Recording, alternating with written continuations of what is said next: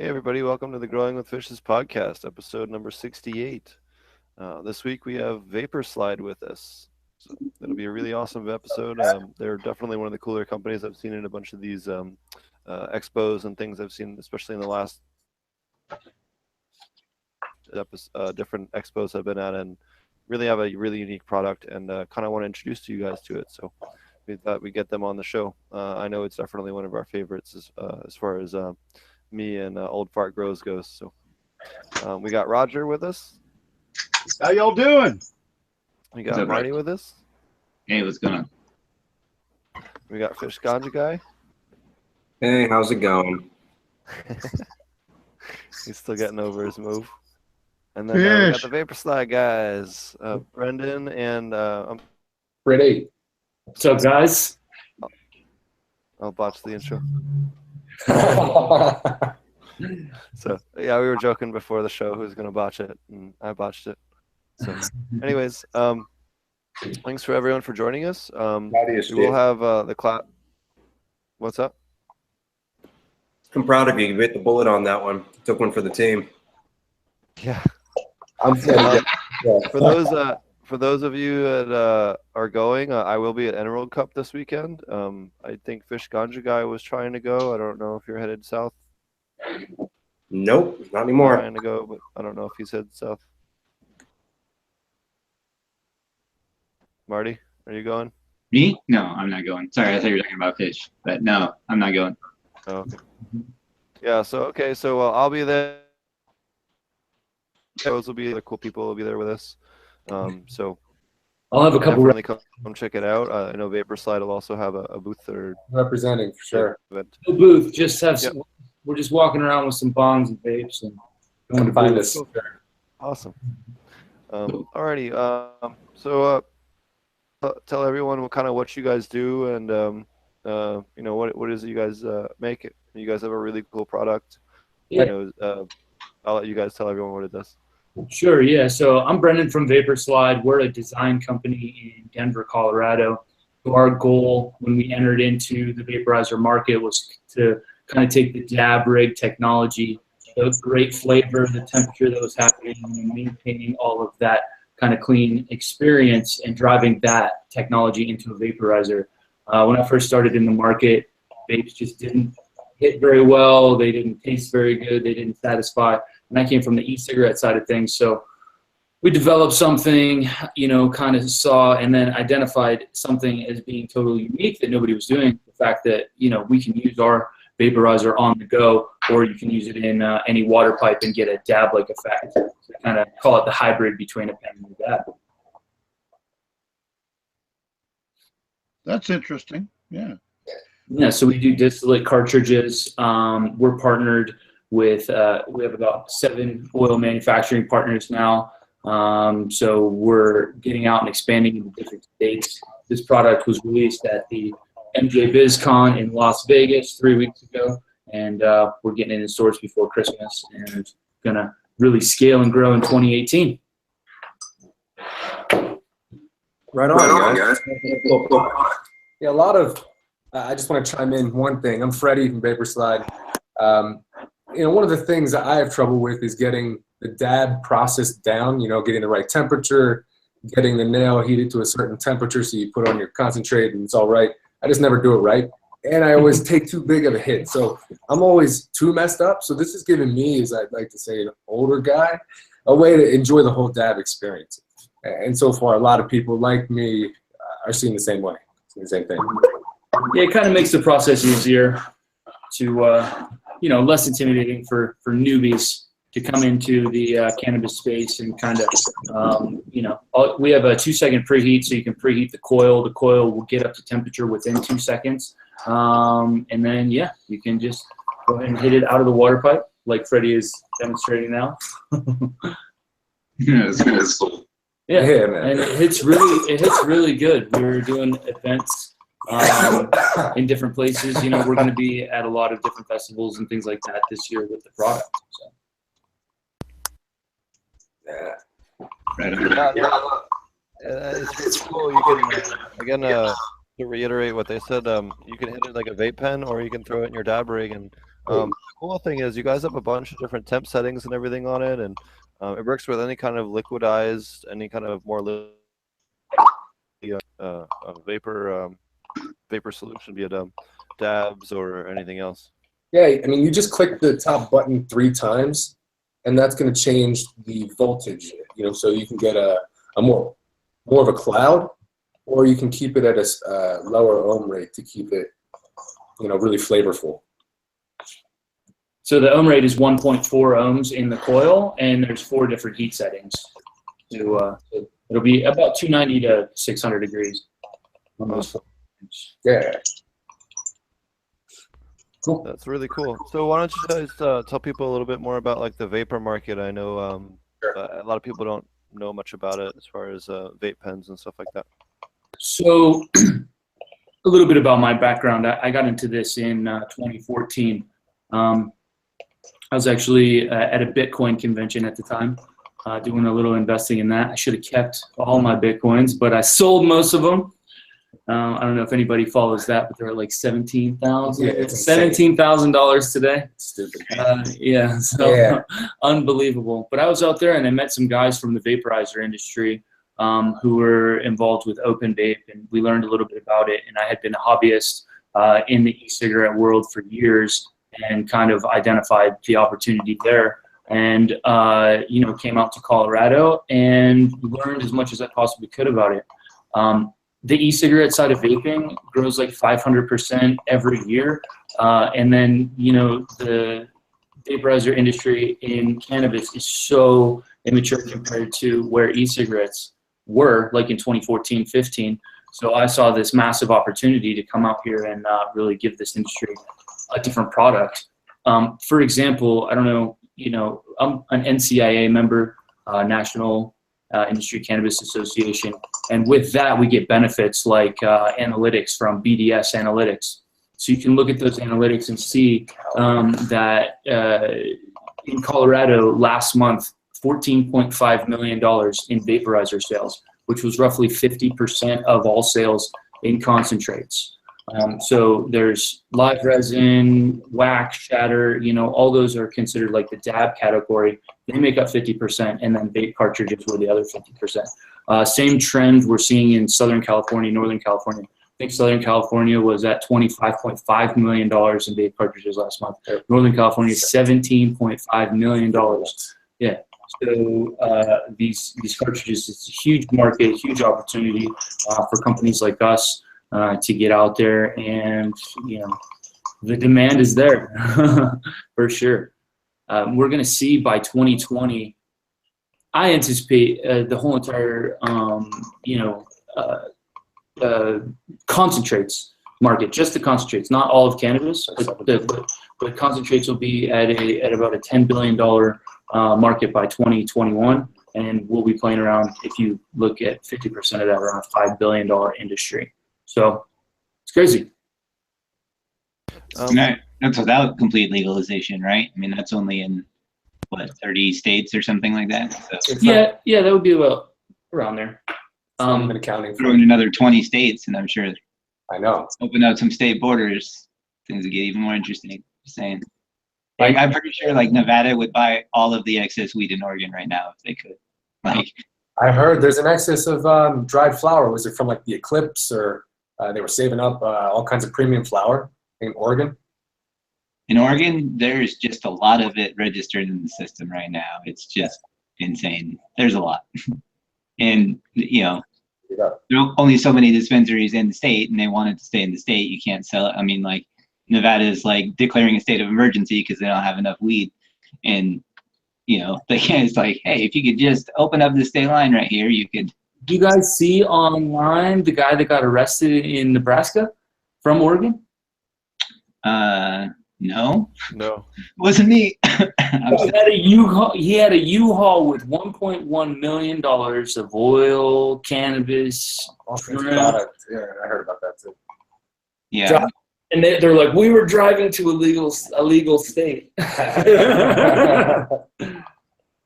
We didn't all hear about it, actually. That's one of those things that usually is plastered all over the media. Well, the big thing right now And, It's well, gonna be up there. the It was just this afternoon. Yeah. the big thing right now is that we have 9 days left on the medical protections. But we'll get to that a little later in the show. Yeah. So how did you guys start Vapor Slide? What kind of got you guys started, and what kind of? So I became a hobbyist in the e-cigarette market and started modding. I think I started with a blue e-cigarette the first time in, I don't know, 2012 or 13 or something. And then I just got really involved in the culture. I've been a musician forever, so I just was kind of at that time looking for something different with a large group of people, and vaping was just exploding. I mean, there was huge groups of people doing cloud competitions, and it was just a really cool industry to see the growth and how it was kind of a free market, you know. I know multiple guys that started with propylene glycol and vegetable glycerin. If you're not familiar with those, that's what they fused the nicotine with to get, you know, the vapor. So these guys are making recipes in 2012, 2013 that totally unregulated, and it was just, you know, buy a space, make as many, you know, make a e-cigarette bar, and it was just the Wild West. Now FDA regulations have caught up to those guys, and the cannabis industry, we're seeing similar growth in a similar market, and really this stuff is opening up. We're getting a lot of Did I modulation. lag there a second? Did my lag in a little bit? We can't see your face anymore. Yeah, I know. I turned my camera off a second. Seems all right. Is my audio clear? Okay. So what kind of got you guys started on the whole reversible, you know, vape pen to dab rig design? We wanted to design something that was better than what everybody else had, so we used premium products. And then, you know, we had a product at the end that was cool, but we were like, what's going to differentiate us from everybody else? You know, everybody's trying to do this. Everybody's trying to enter this space. What's going to make us different? What's our niche? So that's why we just kind of added that to our mission statement. Every product that we create is going to have this dual function, and we're going to do as many tests and make it as functional as possible for on the go and for in the water pipe. So we have multiple different challenges for each one of those things that adds to the creative process. We have 2 new designs on the docket. We have a V-Lite pen, which is going to be a cheaper kind of disposable, for lack of a better word. We're going to still have it chargeable and things like that, so it won't be fully disposable, but it's going to be a less expensive pen that's coming out next summer. And then our effect, though, being in the medicinal space, you know, a big portion of the whole being able to vape it out of a bong and, you know, have a medicinal sense. Back east, you'll only be able to vape product. You're not going to be able to smoke flower, in the medical dispensaries. So we're looking for a way to really reach that audience in a professional setting, but also giving everyday users something that they can depend on, a battery that's going to last them all day and through the week. It's really important, because if you're hitting a pen, and you have your medicine, say you're camping, and you want to take a puff from your pen and it's dead. I can't count how many times we hear that from our friends and people in the market. Yeah. Me, or are we losing audio? Good. I'm all good on my end. Yeah, I think it's just you. All right. Maybe. It's good for everybody. Good for everybody but me. Sorry, Roger. Yeah, sorry, man. That's all right. Usually mine's good, but when it's bad for everybody. It's your turn tonight. So I haven't heard a word our guests have said in the last 2 or 3 minutes. It's all been extremely Yeah, we got to start over. modulated. Who are you guys again? Hi, we'll Vapor Slide. I'm just kidding. What's up? I have a second stream going. I have a second stream going on my tablet, and it's been coming in clean. I always use my tablet to read chat and just make sure that the regular stream is running okay, and it's fine. So the rest of you guys are hearing it all great then? Yep. Yeah, it seems fine. Do you have any? All right, I got an idea. I'll be back in a minute. Sorry to interrupt them. Tonight, I think it's a personal problem. You're All fine, right. Roger. Do you have a question for them, Roger? No, because I haven't heard a word they said. It's all been like somebody's like a toddler's banging on a synthesizer for the last 3 I think minutes. Roger's question is, what the fuck is going on? Like R2T talking. So anyway, I got the wife came home and I got a Ethernet line over there. I might have to call her up and tell her to get off the internet so I can do my show. So I'll be back in a minute. You got it.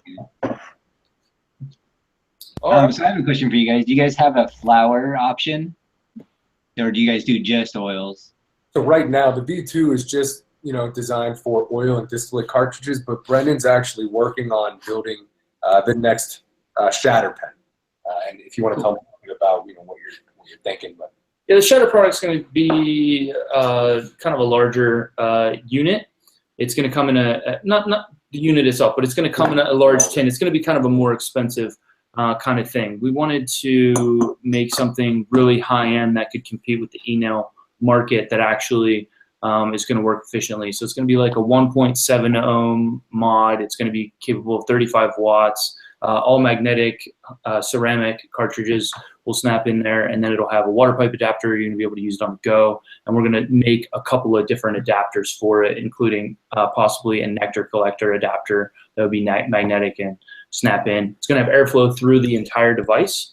So it's going to be really unique. The holdup on that one was that we're building our whole entire PCB board and electrical system on a piece of silicon, so you can push it out of the center tube, so you can throw the center tube into alcohol, because the way that it works is that the vapor will go around the sides and go through the vaporizer, so it'll gunk up eventually.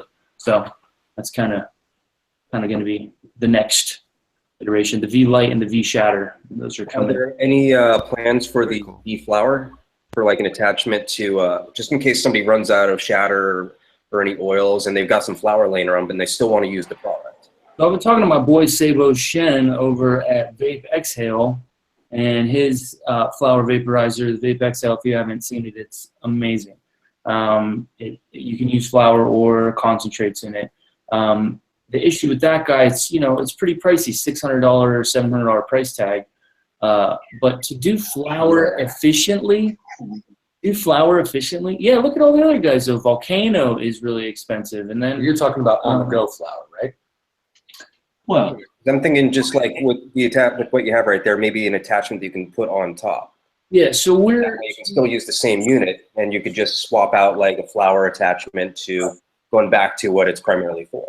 Yeah, so what we want to do eventually is once the technology gets to the point where it's going to make sense for us, we will do it. But we want to make really kind of small devices, and to do flour in a small device like this is very difficult with convection heating, it getting too hot, and keeping the battery life. Because even though this is an 850 milliamp hour battery, when you're doing flour and convection heating, it's going to take it'd be a lot more strain on the battery, right?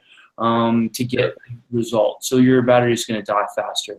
So we want to kind of wait a while and make that something that's going to be something that we're going to come out with eventually. But right now on our roadmap is going to be the V-Light, which is a different style pen, kind of just our disposable, for lack of a better word, pen, and then the Shatter vaporizer, which is going to be for concentrates. Well, I can understand, and I definitely can respect that, in that you don't want to rush an inferior product, and you want to make sure that the technology is where you're ready to put it out when it's good enough to present to the customer. Right. Because there's cartridges that do flour. They're just not effective. They burn the material, and yeah, we definitely want, and that's one of our missions, is to have the cleanest flavor, best taste, and the best product we possibly can. And flour's difficult. I mean, if you've ever seen the guys from Firefly, it's a whole other scientific process that goes into creating a flour vaporizer compared to a concentrate vaporizer. Cartridge too. Cartridge too. My specialty and my expertise is in designing cartridges and batteries, and then doing coils and coil wraps and things like that. So that's why the Shatter and those types of things are more comfortable for my design capabilities. That's why Sabo has the most amazing vape, and I keep telling him, me and him need to put our brains together and make a make a small disposable flower vaporizer that's that big, and we'd sell 1 million of them, I'm sure. But yeah, we're kind of looking at that technology probably late 2018, 2019-ish for the company to come out with something like that.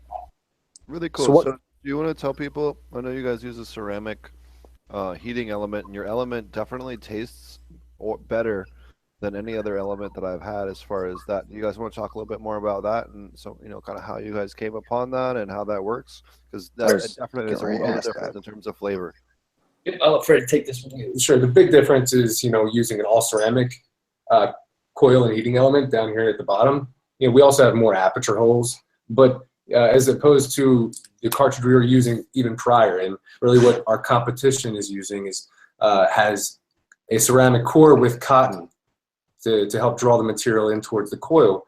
But when you have an all ceramic coil and down in the heating element, the flavor is pure, so anything that is burning or really combusting, getting heated, is touching only the ceramic core. So there's no fiberglass or cotton being burnt in that, so it's really pure. The flavor is really pure, clear. Yep. Like I said, we wanted to emulate the dab as close as possible, so 100% ceramic is where we went. We're actually, I'm experimenting with some designs where it'll be, you know, like a quartz kind of apertures, where it'll be ceramic and then quartz, and you know, so there's different materials that we can use and experiment with. But like Freddie was saying, no cotton, nothing else. It's just material hitting that solid part. So is it like a ceramic bowl? Essentially, it's like a little donut, ceramic donut. Yeah. Okay. Yep. And it's the Camthol's baked into it. That's perfect. They work great. Yeah. And I don't know if you guys can see it on here, but you can see this is the distillate that we're using.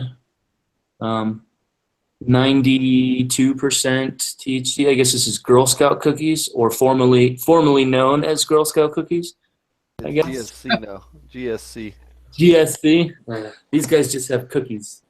Well, so you want to hear something funny? We did our entries for Emerald Cup, and it was GSC X GG4. Girl Scout cookies crossed with Gorilla Glue #4, but it was you can't use either one now, so it was GSC X GG4. Yeah, that sounds very lavish. It sounds very like. Oh yeah, so for people that don't understand that, California passed a law saying you can't have any like child-friendly or similar to child-associated products. Because Gorilla Glue ended up in a lawsuit, and then Girl Scout cookies is pretty self-explanatory. Yeah, they just wanted to make sure kids didn't think it was candy. Basically, they're just it's a petty thing for us to complain about. I think that if we have to put initial, hey, you can't even go around if you don't understand what initials mean anymore, you can't even communicate with anybody on the internet. You know, because I saw today it said EOY. I said, what the hell is that? Oh, end of year. Okay, well, thank you very much. But you know, I'm starting to think Roger's mic is working again. Yeah, I think my microphone was working fine. It was hearing. It was having trouble hearing guests, and only the guests. It seemed to be a problem, you know, that we have occasionally. But I did pull the 250-foot Ethernet cable off my old lady's Ethernet next door, and now it's a lot better. Roger's stealing internet from next door. I love it. Right, but he's doing it old school with a long cord. You know, 250-foot Ethernet cord. No. She cut off her freaking phone and all. I'm paying all the bills and have the internet. I bought variable copper cable and ran a 250-foot cable so she could have internet when she came home every 4 or 5 days. This way when she's panic trying to call 911 on her IP phone because she's she brought cut down off the kitchen. It's a podcast. I unplugged her internet cable. Dial up for her. No. Yeah, you know what? I didn't think about. No, she cut off her phone. She don't even have dial-up. She's screwed. You know. You could pair her cell phone, I guess, with something that people doing that now. You get the right kind of router and stuff, you know. But meanwhile, I said, I got a show to do, and it's coming through like people are throwing marbles through the microphone. I said, so it's time for you to get off the internet. You know? Is it working better now? Yeah, at least I can understand what people are saying. It's a lot more fun that way. Oh, that's good. Hey, Marty, you Hey, move yet? Here and clear. Nope. I did not. Cold-blooded, Roger. Cold-blooded. That was cold. That was cold. How's So, the ex-wife? No, we love each other on this show, man. I mean, Marty's going through hell. We're all going through hell. Eh? Nobody's alone here, you know. oh yeah, I've had quite the week. Anyways, Fires are absolutely out of control out there. Everything's out, right? Oh, no, no, nothing's out right now. I think the most they have a fire contained is 5% right now. Oh my yeah, god. you had the winds die down a little bit and then suck everything back in over what I saw today was suck it back in off the ocean. That was a pretty hellacious show. Radar picture they showed where you could see the whole Pacific Ocean covered in the smoke from that fire. Wow. Yep. And it was amazing. And now then the wind shifted and brought it back over California. And now it's kind of like, you know, yeah, it looked like it's a pretty nasty situation down there. Just depending on which way the wind blows, and me not being there, I'm just looking at it from outside the bubble. But Lordy, you don't want to be in Southern California right now. I'll tell you what. My god.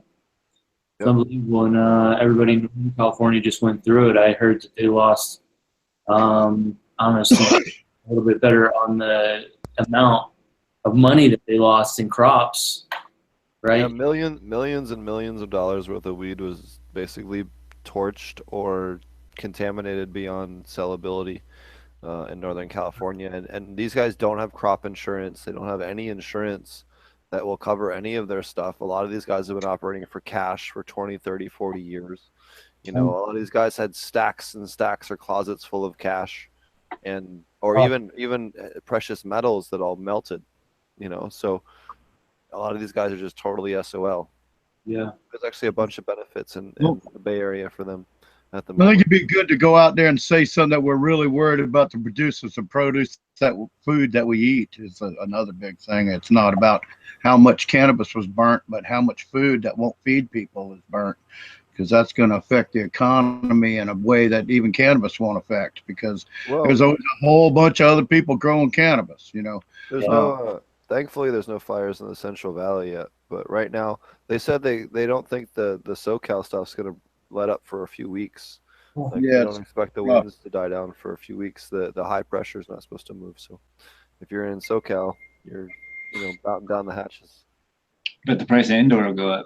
Tell you what. Oh yeah, the price of outdoor will go up too because there's less outdoor product. Although I will say this, outdoor product I've seen as low as $450 a pound in California right now because everyone's dumping it in preparation for next year. Yeah. $4.50 a pound. Yeah. Not too shabby. For like well-trimmed stuff too, not garbage. Yeah, trim in Maybe Colorado. not the best stuff, but not top shelf, but Still. everyday stuff. I don't know. Trim in Colorado, the bottom's falling out, man. There's trim for $100 a pound. Well, the issue is that well, you can get trim as low as $20 a pound out in Cali, but I've seen people sell for 400 or 425 even for decent trimmed pounds, but that's because everyone's dumping their stuff because no one's going to be able to pass for state testing next year. So next year they're all fucked. They all need to have clean product and adjust their stuff. So regulation in Cali is going to be January 1 supposedly. Where is the legislation? You guys know if they've really done it? So they released the legislation during MJ BizCon for California. Gotcha. Yeah. The issue is talking about recreational. Yeah. Recreational pot. What's that look like in California? Is it different? The issue is there's only 24-ish plus minus townships that have actually passed any local ordinances. So while it is legal on the state level, there is very few local ordinances, and you have to have your township or county, depending on if you're unincorporated or incorporated, If you're incorporated, you need to have a township permit, a county permit, and your state permit. If you're an unincorporated, you need to have your county permit and your state permit. But most counties and most townships haven't passed bills yet. Right. And they won't. They're going to be passing them all the way through the end of next year. Hey, Steve, let me get your thoughts on this. I was listening to Dude Grow Show this week, and they said that with the amendments to Prop 64 in California, they just cut the list of banned pesticides in half. And even Eagle 20 is back on the approved list. What? Oh, Whoa, there's no shit fucking you way not. mycobutanol The list should be on banned there. substances for pesticides, it went from 42 to like 21. Corporate takeover. And yes, Dude, they did the same shit in Oregon, man. It like and I'm pretty sure the stuff that less pesticide testing that's required. It's like, yeah. I'm pretty sure the stuff that That was ain't- in Guardian's okay again too. So Guardian's probably gonna hit the shelves down there. I just Is that- had a product batch. Well, we were testing some stuff. Hold on, it was a pesticide I'd never heard of, and what it ended up being was the neighbor of the grower was growing strawberries, and using a miticide on their strawberries. Let me find it here. So meanwhile, is Eagle 20? Is that a Monsanto or Bayer? No, this is something that's okay. It literally is okay on edible crops, but when you combust it, it turns into hydrogen cyanide, and that shit has a half-life of forever. So That's good. Okay, so it's good to clarify that. So it's used in produce safely as long as you're not smoking your tomatoes. But So correct. For powdery mildew, if I remember correctly. if you're going to So smoke one- a deadly combination. Okay. the issue we had with this one grower was spiromesifin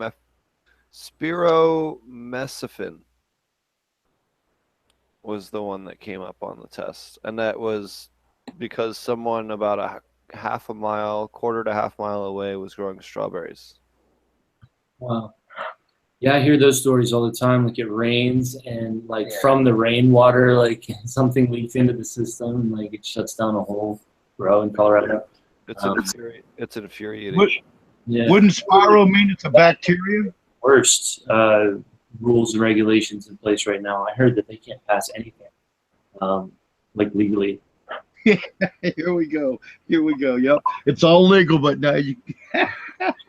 Well, in Nevada, I heard that the laboratory restrictions are just absolutely crazy. Like they have to test like under ridiculous levels that it's very, very difficult to maintain a grow and have no levels of these Well, I'll give you one good example. Depending on your extraction method, certain extraction methods will actually pull above state limits on ethanol, even though it's only pulling natural plant ethanol. Yeah, exactly. And So there's no ethanol used in the process. And it's like, how in the fuck are you telling me that I can't use that when it's just insane? yeah, so they need to figure out a standardized kind of document or standardized rules that make sense for everybody, and then everybody needs to follow suit. We need federal laws, and the feds need to stop fucking around and pussyfooting around and just legalize this shit already. That's what we need. Yeah, And then we dude. need to have a basic pesticide and a basic potency standard so that people know if they're buying beer or buying vodka, and they know if their shit's clean. That's all people need to know with their product. Basic We rules.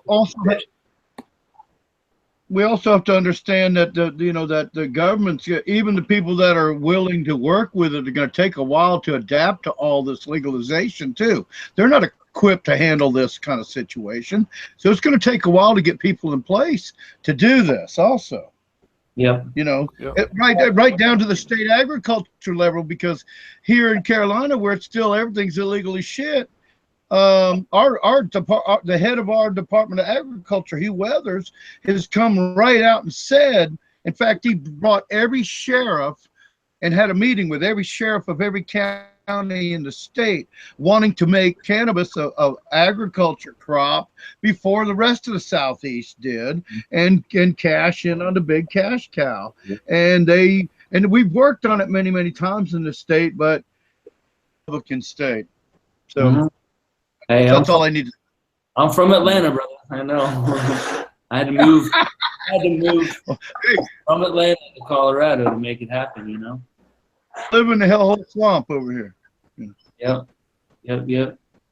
Holding it down in the hometown. I had to get out of there, man. I had, bigger vision.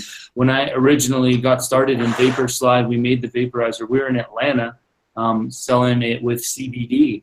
And, we had very few clients to choose from. Our first big account was Starship Enterprises. Shout out to those guys. It's a big sex store chain, and they got into lavender oils and e-cigarettes and stuff like that. So that's kind of how I started hustling. And, in order to, in Cannabis Cup in 2015, when I first came out, I didn't even know how to fill a cartridge with cannabis oil. And I had sent all the vapes out here, and we had to do it right on the spot and learn. And it was, unbelievable. So you were involved in a adult shop that had vaporizers. Yeah, exactly. The vape stores in Atlanta, they were like either head shops. Yeah. It was either been to Atlanta a few times, yeah. That's where we were. That's where we were selling to. That explains that shirt, then, I guess. Yeah. Oh yeah. my Thursday shirt. Sorry, we try to have fun, man. I'm sorry. I never pick on you guys really, but yeah. Yeah, well, so you know what it's like down here. And by the way, I'm a guitar player and singer and musician my whole life too. So yeah. And I played in a band out of Atlanta back in the day. Oh, very cool. Yeah, Atlanta's a good music town, lots of entertainment town. I don't know if you're anywhere near my age, but yeah, I actually played in the old Stone Pony down in underground Atlanta back in the day. Okay. Very cool. Sounds classic. He's nowhere near your age. Don't play now. Well, they've revived shit. See, it's gone, and then all of a sudden it's back again. So, I mean, I don't know. Yeah, you guys don't look like spring chickens. No. I mean, I got a baby face over here, man. I don't know. I'm 34 years old. Me too. Yeah, me too. I cannot wait until Georgia and Atlanta, the city of Atlanta, legalizes cannabis. It's going to be unreal, man. I mean, the amount of people that are in the metropolitan area out there, and the amount of entertainment, clubs, and everything. It's going to be great. Florida's they do it. Yeah, they do it. It's for sure. It's so sad over here. It really is, because they all know it. They know what's going on. It's just stupid politics, and I hate to say it. Well, I'll make it real basic. The church. Mm-hmm. And you're supposed to have separation of church and state, but that really doesn't happen around here. So I could hit a golf ball in 6 different directions and probably hit a church. Bible Belt. Yeah. Oh, there you go. Atlanta too. Yeah. But how about it? Was it Arkansas? Yep. Which one? Arkansas. Arkansas. Hey, they're starting to. Like, come on, man. They're always, they're like 49th and everything, Yeah. Damn. Louisiana's really interesting. They are doing a medical program, but only through 2 universities can you buy or purchase the cannabis. 2 universities there control all the grows. So. And Florida already also did, and they're doing the same thing, I believe. They're really limited. Like Florida, I believe, is going to end up being just like all their liquor stores are ABC stores. Yeah, so maybe that way for a while, hasn't it? Well, it's always been. There's no liquor stores owned by anybody but the state in Florida. It's all ABC stores, and I think cannabis is going to be the same way. Now. Here's the funny thing: the ABC store has a bar connected to it. So you go in there and drink to the bar, and then you can walk into the liquor store and buy your liquor, and it's just crazy. But I believe that they're going to go the same way with cannabis. But it's still kind of a wide open thing. Nobody really, because they passed it before they had any clue. I don't even think they expected it to pass, probably. Because you think in Texas, we pretty much got the same type of thing going on. There's going to be possibly 2 dispensaries that are up and growing right now, and they're going to be controlling all of the medicine that goes out in Texas. So that's kind of ridiculous. Did the same thing in Illinois too. They're all state-ran grows. What's that? They did the same thing in Illinois. It was all state-ran grows in Illinois. at least for a while. I don't know if it still is, but in Florida, they've had a program for a while that's been all state ran and almost no access to it. It's like almost like legalization is a joke. Like the only thing that I think like we really get out of it is that we get to count them on our count for legalization, right? We can say, oh, it's 30 states if we count Florida and Illinois and all the other ones that are bullshit. But like we get to say there's 30, but you know, whatever. Yeah, totally.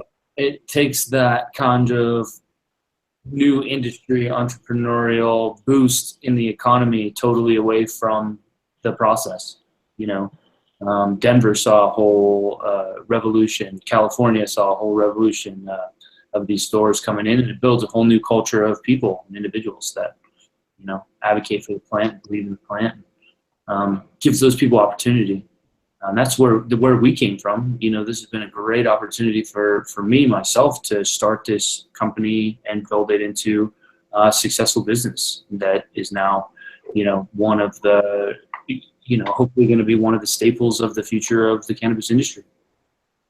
So right, and it allows people to make products again, like produce products and then produce products like you guys do that we use to consume it. Like we can control that from end to end. And I think, you know, as opposed to, you know, I think in a lot of areas anymore, we focus so much on selling services or different things that aren't actual products that you have a hard time, you know, being a service-based society, if you will. If we're all just paying subscription fees for everything and stuff, and not being able to grow something yourself and sell it for a profit, it you know, really changes things. And I think you saw that in Colorado, not just like what you're talking about in the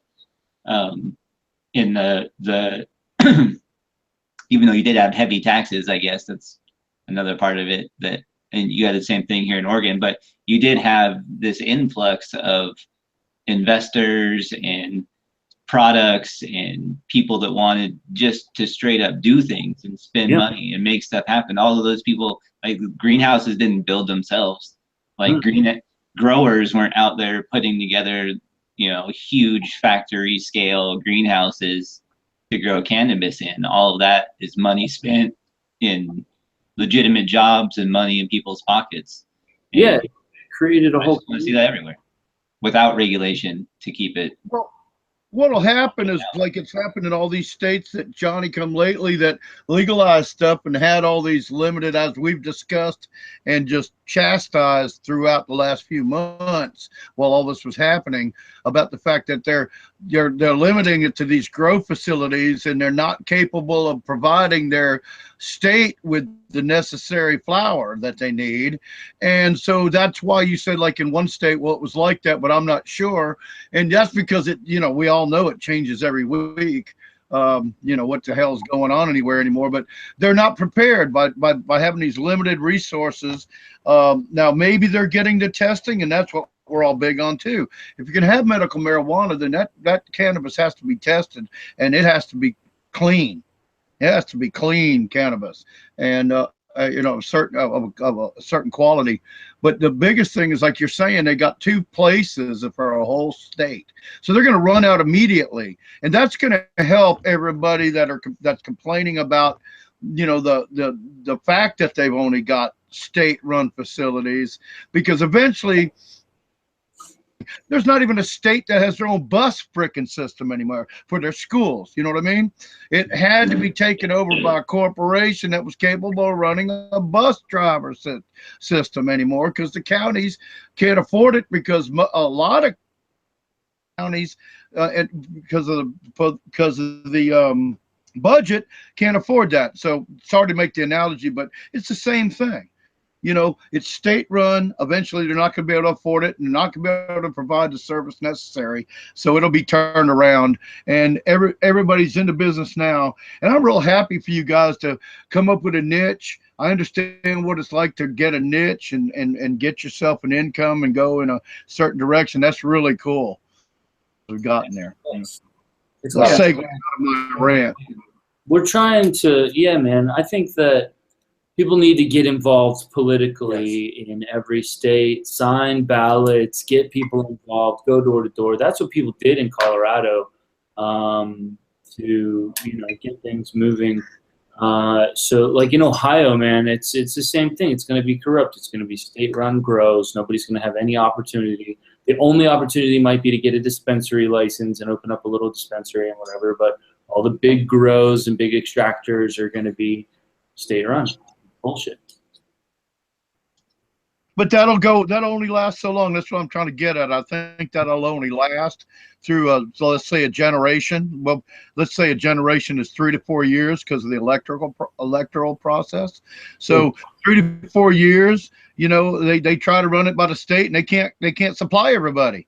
Yeah. Or the quality shit, so it's going to be like in other states where they've turned it over to caregivers, and I'll even know that again is subjective depending on where you live and how they allow their counties and townships to vote on things. Like in California, Oregon, something could be even in Colorado. I know I've watched a lot of film on this stuff, or a lot of video, and I know that things can be legal one day, and you spend a couple $1 million to open a dispensary because it's $100,000 just for all the licenses and permits and everything else just to get started. You're out $100,000, and then you got insurance and you got the real estate, and by the time you do it, then all of a sudden the township decides you can't have a dispensary in their township because the new guy, whoever got, it's kind of like there's something we always talk about the regulation of cannabis, but we need to work on the level of legislature where we're having these small townships and changing what the state has said is legal, even though I guess you should be able to, we've discussed this like dry counties, but you put $2 million in a business, they shouldn't be that the next time a new mayor comes in or a new county council or city council shouldn't be able to come in there and shut down your $2 million business. Well, not only that, local townships should in no way, shape, or form have any fucking say in how the legality works, because we literally had a township that we were working really closely with. Everything was fine.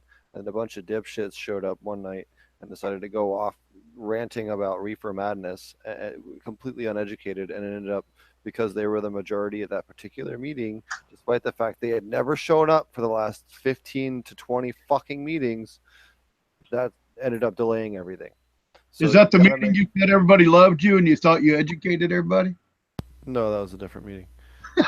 But anyways, it's just not funny. Sorry, you cannot have any kind of local power at all. No, they need to listen to state law.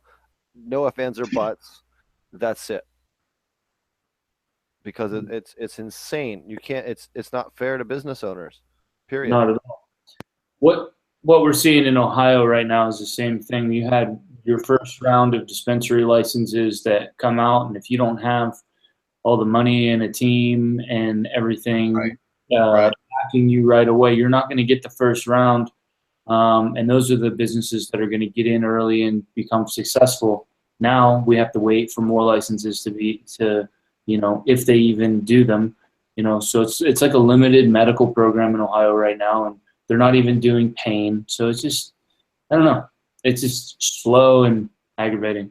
It should it's going forward, and living in Colorado, I feel like I'm kind of in a bubble sometimes because I go to other states, but I appreciate all the time that I spent in, prohibition states, because it's just night and day difference from the overall culture. Community, for sure. Yeah. Isn't it funny? We waited 80 years for this, and now we're bitching over a few months or a couple of 3 or 4 years. Once it's legal, now we're bitching about it's not right. Well, it's going to take probably another 80 years. No, hopefully not that long. But it's funny though, that we're progressed so fast, but everything's going crazy, the speed of it. But I find it ironic that we're griping about things once we're actually getting there. It's happening, and and we're right. You're right. There's so much wrong with it, and we talk about that all the time. In fact, you know, for a while, I don't know if you guys know, Steve ran that show. We had a Last Week in Cannabis. We talked a lot. We'll start. We'll get that back again once my job situation. Well, once I'm too busy right now to do a Monday show. I travel too much now. Basically, is the issue. So maybe we'll move it to Tuesday, but we will bring that show back. I just wanted to mention that I really enjoyed it. I think it provided a lot of good information, but right now I just simply don't have time to do 2 shows, unfortunately.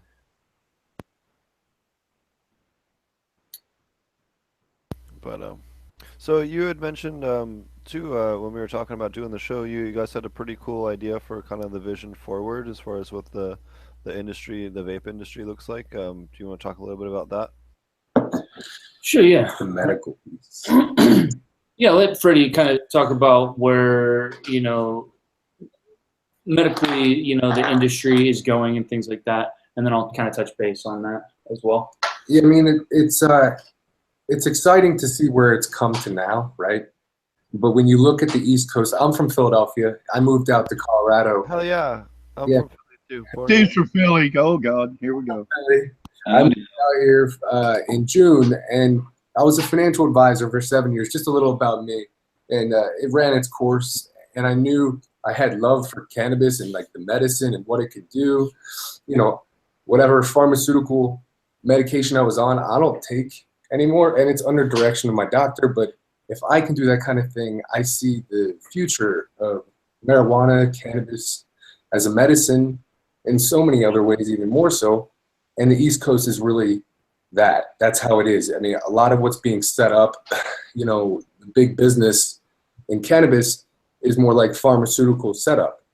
You know, it might be a private pharmaceutical company, but, you know, we're meeting them already on the North New York, Connecticut, Massachusetts, Maine, Jersey, and then even DC.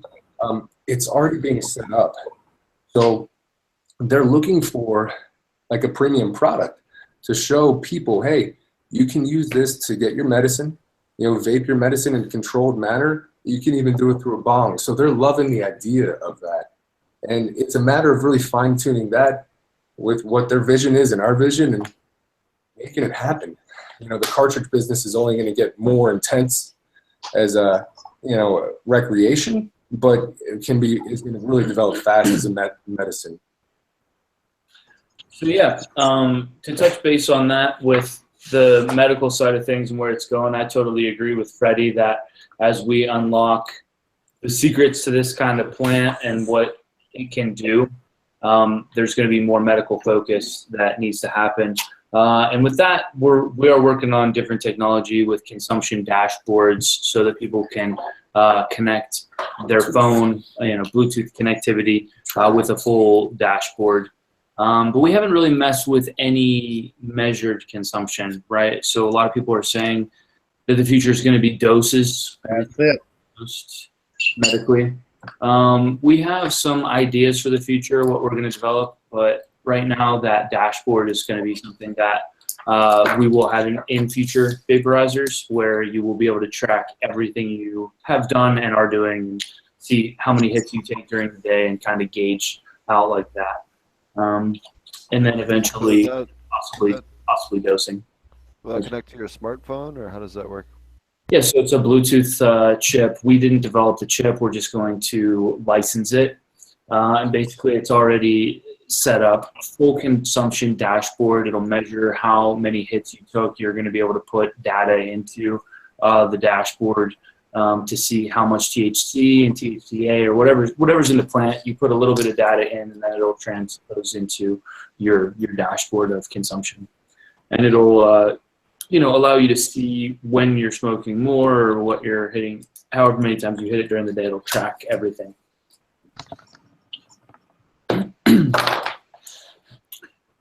That's really cool, especially for medical patients. Exactly, it'll allow them to see what they're doing, and then the doses are something that possibly going to work on later. But our device is cool because it offers so many. It's so versatile, and it offers so many different ways to consume. that consumption piece will definitely be something we want to add to it later. Have you guys seen anything like this? Like people that see us like, oh, I've seen something just like it, but then I try and explain it and it's nothing like the same. But have you seen anything like this that people use in a water pipe or anything else that's different out there? So I haven't seen anything that was similar at all to what you guys have. Do you guys want to I saw go your over first it one version. time? Well, Yeah. I've got I a, saw your I've got first- a, I saw your first version, like That's Marty the did. second one. I've got a vaporizer that I bought that's got 3 different heat settings on it that looks similar to yours, but I'm legally blind, so all I can see is something that's similar to the size, but it works really well, and it's got a ceramic, and okay, cool. Yeah, I got a 49-inch monitor here, so okay, I can see Yeah. It's got a magnetic cartridge, 100% ceramic core. We do distillate partnerships. We're distributed in 7 states, and 850 milliamp hour battery. So it's like a mod battery with higher amperage. So that's why our vaporizer hits 3 times harder than traditional stuff, lasts 3 times longer battery, and it has 4 different heat settings. It goes from 290 to 600 degrees. So we're kind of emulating the dab. We call it the hybrid between pen and dab. So, And what's your guys' price tag on that? What's retail? retail's $60. We usually that's not bad at all. No. Yeah. I was just gonna say that is not bad at all. Because I hate to, I should have weighed $60. I mean, like, hell yeah, I'll try one of those.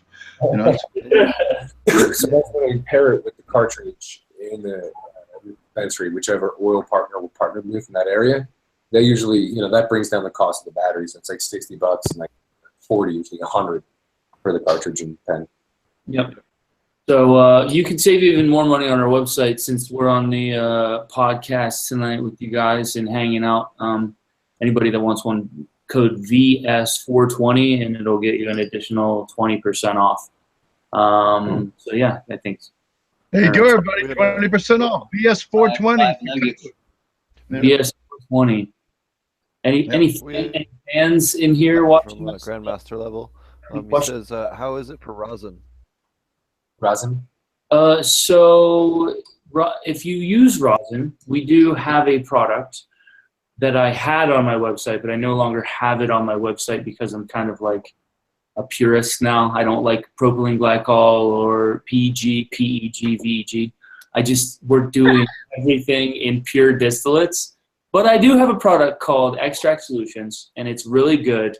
And you can mix it with your rosin, shatter. I actually have a video on YouTube if you do how to make shatter into oil.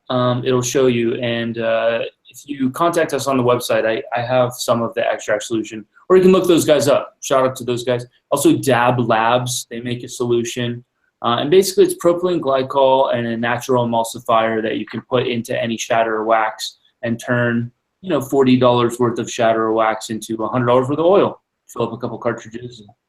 Yeah. So for guys like me that like to grow their own stuff, I think that's maybe one of the hurdles that we run into when we want to use a product like yours is that I can't just shove my flower in it and right. That's what I was thinking. smoke it, right? I mean, that's I guess that's probably the old, because like I said before, I researched different products and ran across your first version a while ago when I shopped around and thought about it. And it's really the reason I didn't pull the trigger on anything was because, I grow all my own stuff and provide it all for myself, but I don't really want to go through the trouble of making it into, something that I can smoke. Is there an easy way to do that? Or what would you recommend for somebody that wanted to use your product with their own stuff with as little as work possible? That's what I would do. If you're using like pressed rosin or something like that, I can kind of show you. I can grab.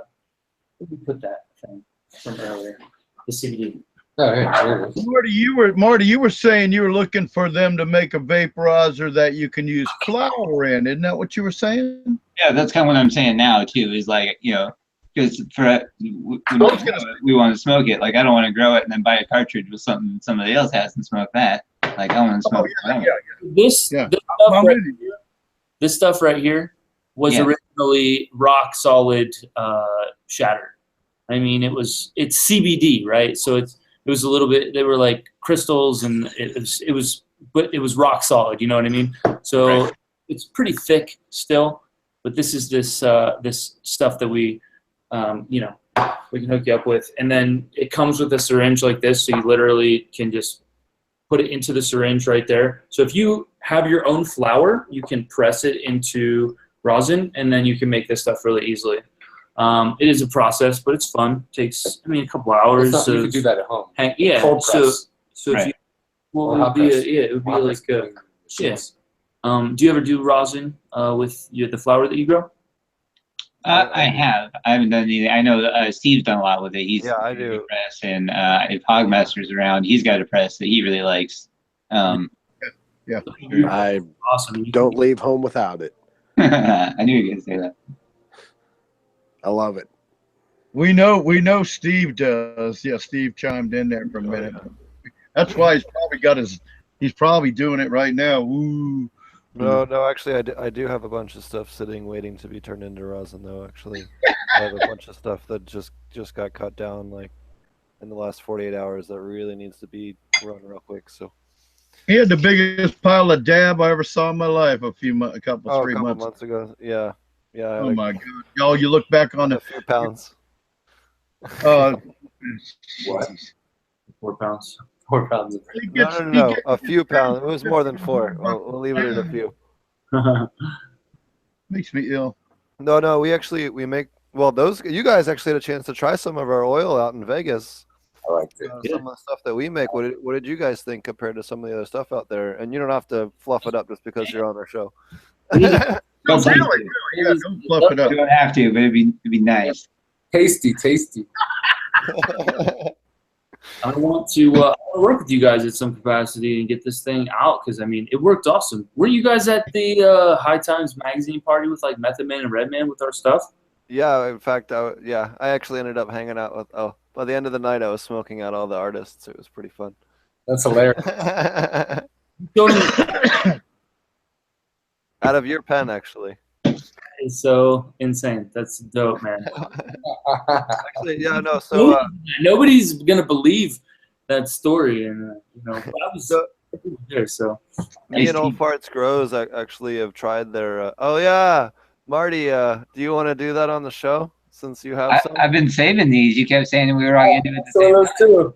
We were, but Well, I didn't save them all. I only have 2. Wait a minute. What about we were but? All right. Well, you know what? He has 2. He could take 1 live. He has the formula he has is stronger than the one that we have now. Now, how long of the show is left tonight? Well, we Yeah. still have what everyone else. I'll do is it next doing. week though, because I actually have to go in We'll like. wrap up the guest segment in like 5 minutes, but I will. I'll do it live next week though. You should get some out though. Are you guys still producing that, or what are you doing there? Yeah. We'll have more soon. Gilbert's been distributed to the entire, West Coast, except, Yeah. So, did you guys get a chance to try any of the powder samples at all? Or? Yeah, we did. Yeah, it was strong. You said no. Yeah. No, it's 10 milligrams. I have lab testing to prove it. No, these are 20. You said 20. Oh no, Marty has 20 milligram ones because we used to give out. Oh, right. Mm-hmm. Now we give out 10 milligrammers. You can feel it right away. Oh yeah, it's instant. Yeah, I like about a half a pack. It only lasts about like maybe 45 minutes or so for me. make some gum with that or something. Yeah. Right. well, it's kind of like, it sounds like it's so potent. Yeah, that doesn't surprise me because back in the, it's well, I hate to make an analogy with cocaine, but that was the good cocaine only lasted 20 minutes. If you got high off a coke for 2 hours, so it's funny though. You got it so concentrated, it's so fast acting. It's not surprising that it's over in 45 minutes to an hour. But again, we're talking about somebody that's on this panel that intakes a lot of tea every day for a long time. That's a big understatement, Roger. I'm offended. I smoke way more than that. Way more than a lot. So, how do people find you if they want to buy one? I know we have all your social media links here in the description, but do you want to kind of tell people how to find you?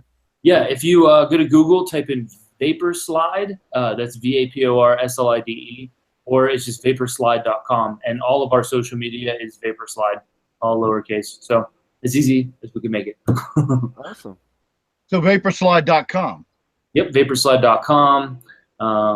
All of our hashtags, everything pretty much Vaporslide. If you Promo code for Freddy 420. if there's Freddy 420 or VS 420 for 20% off. It's Freddy 420. Easy to remember. That's really cool, guys.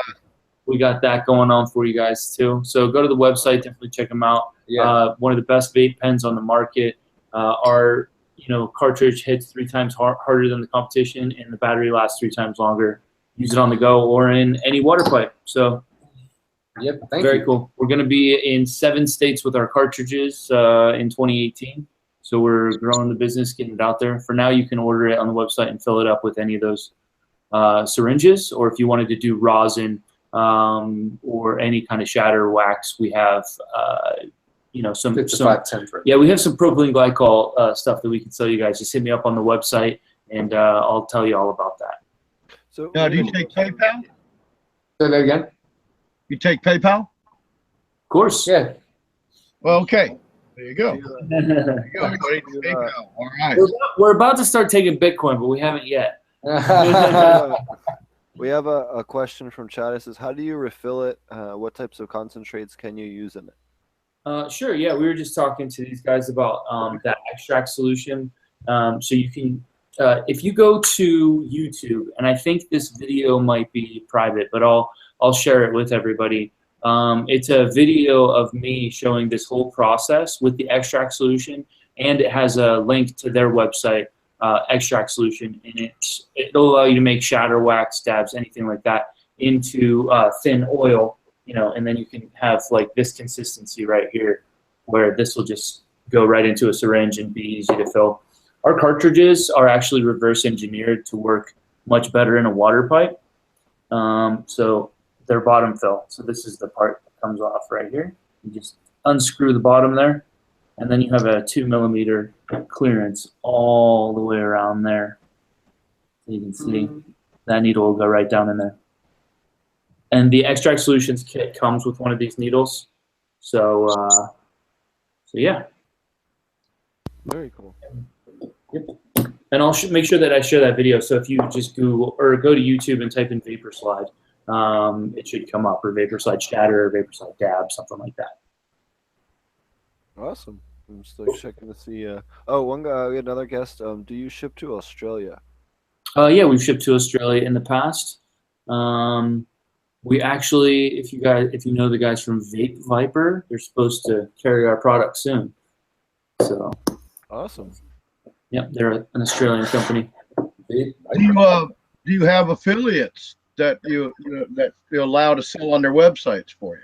We're going to do an affiliate program launching with Shopify in 2018. Right now, we're getting everything set up with the extraction facilities in all the different states and getting through our dispensary network and hiring, figuring out distribution in each state and hiring reps in those states. And then we'll open up this affiliate marketing program probably early 2018. Vape shops, smoke shops, yeah.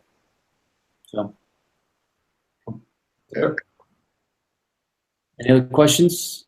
It was. Thank you so I much. think that's all the ones that I have, unless any of the other panelists have any other questions. Well, all I want to say is that you guys don't have to run off when we're done with the guest segment.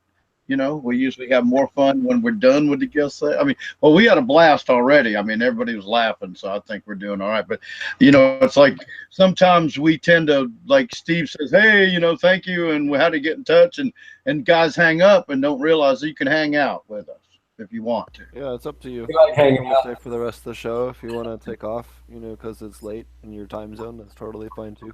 9:01. I got 10% life on the laptop here. So we got that much time. So what's everybody been up to here? We saw we got a KDAC back, or I'm sorry, Brain Grow. Forgot he's got an updated name. Brain Grow. How you been? I've been pretty good, man. And actually, my name's been the same. KDAC is Coyote Grows. Oh, damn But it. Right. I'm sorry. it's all good, man. Taking But another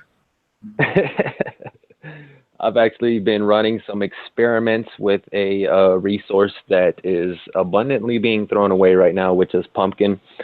Since I've been using pumpkin seed in my grow beds, my plant that is not in the dual root zone is showing slow signs of improvement. It's not every day it's getting better. It's not happening quickly, but it is happening. So I'm happy that I'm getting some success with that. And then the pumpkin itself, I'm actually drying those out and grinding those down to a powder. And what I plan on doing with those is mixing those 1-to-1 with the lactobacillus serum, like to stabilize it instead of molasses, and see how that works. Because I was doing a little bit of research on pumpkins to see if there's any value there that I could, use for my plants. And coincidentally, it seems that of the minerals that are present, potassium is the highest. Phosphorus comes in right behind that. And then it has very small amounts of iron. It has some calcium, magnesium, manganese, and zinc also. So feeds micronutrients as well as primary minerals. yeah, exactly. And then it only has a very small amount of protein, which will translate into an even smaller amount of nitrogen. So I'm looking forward to seeing how this goes, using it as a flowering nutrient.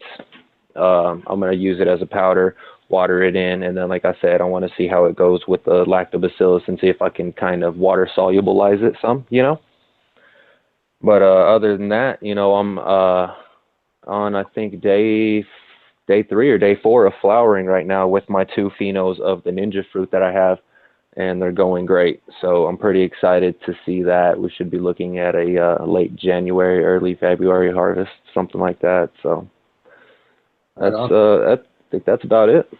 Yeah, and they look absolutely beautiful. Oh yeah. I've been keeping. I forgot to mention. I've been keeping a grow journal, updating with pictures every other day or so on ilovegrowingmarijuana.com. So again, I still haven't really been keeping up with the YouTube channel, so I've been lazy on that part. So I apologize to any of the followers that are watching out there. But I am definitely keeping up with detailed descriptions, everything I'm doing on ILGM. So definitely check that out. I want to thank you for that too. I actually had another moderator I just hired, a mentor, Country Boy, who told me that he'd been following your ferments and lactobacillus and your threads about all that. So I want to thank you for, I know you had some time off, but I didn't realize you were posting actively because I got a million things to do. But another staff told me the other day that you were back and kicking butt, and they were really enjoying it. So thank you so much for sharing. Yeah, definitely. It's my pleasure. I'm getting just as much enjoyment out of it. Talking to the community and trying to teach some people up a little bit on aquaponics. It'll grow. It's gonna catch on a little bit more. Yeah, especially once this harvest time comes around. Yeah, we got people on there that are looking for it, so they're loving it for sure. Yeah. That's And really come good. spring, I'm going to do a small aquaponics grow to start off with next year for sure. So are you doing a puree, a pumpkin puree into your labs? What I'm going to be doing is, like, I've been actually just slicing the pumpkin into long slices, similar to as if you're making beef jerky or whatever, letting that dry out in the oven, like, very slowly. Like, maybe it's only getting up to maybe 140 at the most. And it's taken a couple of days to dry, but I have a lot of it, so. But what I am going to do is, like, okay, you know how whenever you make the lactobacillus serum, you strain it out from your cheese curds? Instead of using molasses to stabilize it, I'm going to mix it with the pumpkin, because I also forgot to mention that of the like the makeup of the pumpkin is about 91% water, and it's got about 6% carbohydrates and sugars. So that should feed the microbes enough to stabilize it, theoretically. So I'm going to see how it goes. I'd be curious to see how it does at the beginning of the extraction process, when you initially start your labs, to see what you can pull from it protein-wise. Yeah, I'm doing the powdered pumpkin seed already to see if I can't get something that's just a little more plant available. That way I can feed it to them, you know, in case of heavy iron deficiency or something like that. Because that's the reason I'm doing the pumpkin seed, is try and get that iron out of it. The only thing is it's got a pretty decent amount of protein in that, much higher than the pumpkin itself. So that's a little bit of a drawback. Gives you a little bit of extra nitrogen there when we're already abundant in that in aquaponics. But it's you know, it's an organic solution to iron. So I'm not above using it. I'm pretty happy that I'm using it with success, to be honest. Well, can't you leach off? Are you in the habit of leaching off nitrogen by using growing greens and such like that, like Marty and recommends? Yeah, Or I've do you tried growing companion plants, but like the cannabis plants just take up all the light. You know, they end up not even being able to make it because they have no light to go on, because the plants are just overgrowing everything, you know. But I'm actually planning on starting a kitchen system pretty soon. I acquired a little small 35-gallon tank, and I'm going to take some of the fish from my main system and put them in there. And then I'm also going to be doing water changes using that to basically be that takes some of the water from my main system to drop the nitrates some and replenish that with fresh water, you know. Because my nitrates generally run pretty high, between 80 and 120 at all times. So I'm definitely going to have to get that down once we get towards the, you know, next few weeks of flowering. Yep. Oh, is there anything like I'm just curious? Like I just have to think. Is there anything else that would take nitrates and nitrogen out, like say like moss or anything, or you know algae or anything like that you could filter? Your best bet would be to do a bunch of greens and just have like a T5. Okay, like I said, right. Do like a separate bed for those, and I really want to. It's just room. Room is definitely an issue right now, and I'm actually working. Well, I'm not working on it yet, but I've already planned it out and everything. I'm fixing to basically flip-flop my bedroom to my grow room and my grow room to my bedroom. That way I can start building it out fresh and just build it out the way I want, with plenty of room to move around, plenty of room to operate. You know, just space is a real big issue with the design that I came up with initially. So I just need to solve that, because you know, I don't like just being all cramped up in my grow room. I feel you. Anything else new with you?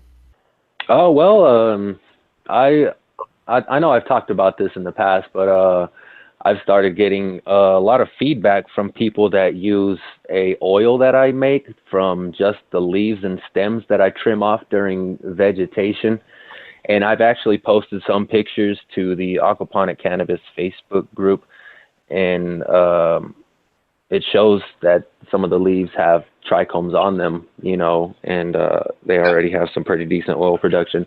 But anyway, I'm taking the leaves and stems from that, and I'm taking about 40 grams at a time and putting that into an 8-ounce jar, just stuffing it plumb full, and then filling that up with Everclear and letting that just sit for a couple of days, extracting that and mixing that with coconut oil. I mean, boil off alcohol and then mix that with coconut oil. And anyway, my father has stage 4 cancer, and a lot of people have been a lot of people come to him and just talk to him, and he always tells them about the stuff that I make for him, you know. And one of his friends happened to try out this oil, and I don't know exactly what kind of pain she suffers from, what causes it, but she has a pain in her knee, and she was saying that she put the oil on and didn't feel any pain for a whole month.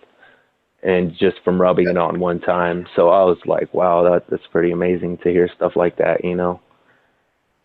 That's like my wife.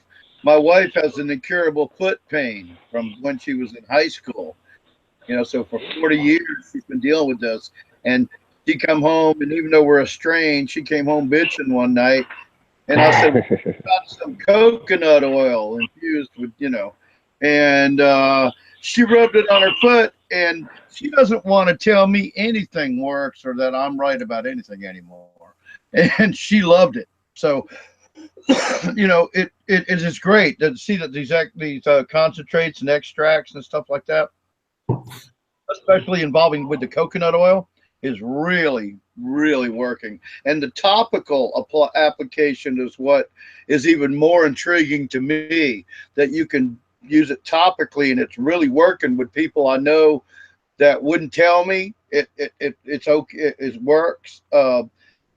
It's one thing that, I mean, I don't think anybody here is not telling the truth, but when you deal with it on somebody on a personal level and you know the pain they've been in, and then they, like you said, they, like your mother, like Hogmaster, he tried the CBD oil with his parents. They regularly use CBD oil now. He made the coconut oil.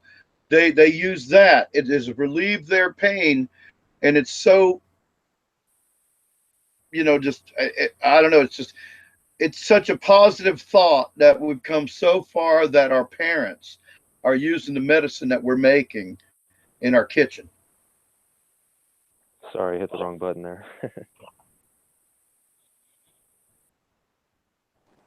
And Yeah, especially as definitely. easy as it is to make. Yeah, There's no reason why exactly. people shouldn't People be just doing don't.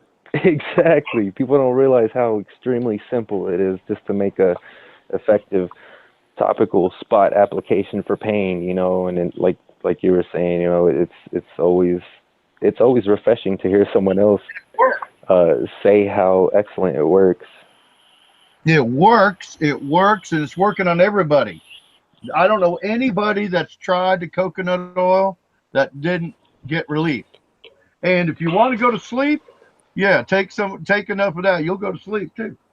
You know? Oh yeah, I know. Tommy's Old Fart Grows has talked about it multiple times and gone over the recipe in a couple of episodes now.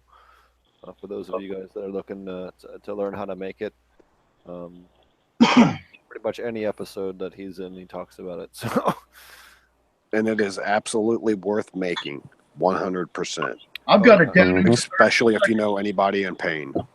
oh yeah, night and day. And not only that, for skin issues, I have a horrible skin reaction to certain inks and dyes or fabric softeners, and it actually made my face peel real bad. And it's still kind of healing, but it is made a just night and day difference, and how my skin reacts to that. So. Well, it certainly looks supple as far as I can tell over the internet, I must say. You guys taking off? Yeah, man. We're gonna sign off. We got to pack up 2 orders before it's like 9:15 out here. No problem. I really appreciate you guys coming on the show. You guys are welcome anytime. Thanks, man. Thanks a lot for having us. Really appreciate the time, guys. Thank you. Thank you. Take care. You guys were a blast. Thanks, man. Talk to you soon. Ciao, guys. Take care. Thanks a lot. Come back. Later, guys. Later, guys. Thank you again. Good night. So what's new with you, Hogmaster? Finally took a vacation day to get a day off of work. You work on And the grow, or you're in trim jail? I'm in practically jail, but I've been doing some grows. Warehouse fucking jail. Corporate Are warehouse. you in rosin press jail? I wish. He's in corporate warehouse jail. Is where he's at. Yep, it feels like 70 hours a week's what I've been working. So, yeah, and I got a couple grows going on, and got me some Skywalker OG started. I got a gold leaf going that's about 8 weeks in veg. And then I have 2 autos that I'm doing a side-by-side with Nectar of the Gods versus Remo Nutrients. It's been very interesting to see the different. It's I've heard just good crazy. things. I've heard good things about Remos, but the one thing, and I still call him out on this, when he had the chance to interview the dude from, what was it, Big Buddha Cheese or Big Buddha Seeds? I'm sorry, that did the whole cheese lawsuit. Yeah. He didn't grill the shit out of the guy, and it was like, dude, what the fuck? So he needed somebody like me on the panel to grill him, didn't he? Well, he just needed to grill him. It didn't matter if he was not polite or not. He just needed to grill the shit out of the guy and call him out on his bullshit. Wait a minute. So like that was the only time I don't know, only negative thing. But other than that, I mean, I've heard really good things. I know the Dude Grows guys. I've had him on the show and had really really good luck with his products. It's the growth is absolutely crazy, and all I'm using is ProMix BX drinks. Actually, so do you want to tell people a little bit more about ProMixes? A lot of people don't know what ProMix is. It is a soilless mix. This, I would like to hand this off to Roger because he is the derived, right? master. It's a mushroom derived, isn't it? Mycorrhizae and a wetting agent. It's basically a classic nurse. It's a professional nursery medium. That's the easiest way to say it. You buy it by the by the bushel or whatever they call it, a bale. What's it, like 2 cubic yards, I think. 3 to 4 cubic. It depends. Like 3 cubic to 3.4 or maybe 4, and it's like $35. And I mean, I'm gonna tell you what, everybody's into cloth pots now, and I teach everybody, and I'm kind of glad we had, I like this because I've recently of course, I'm a little older school grower than some of the guys around, but we've recently had some old school experts on, and they like the same thing. We go from like a small pot to a 5-gallon pot and get the plant to go. But anyway, ProMix, it's mycorrhizae fungi. It's got I wasn't expecting to figure this out.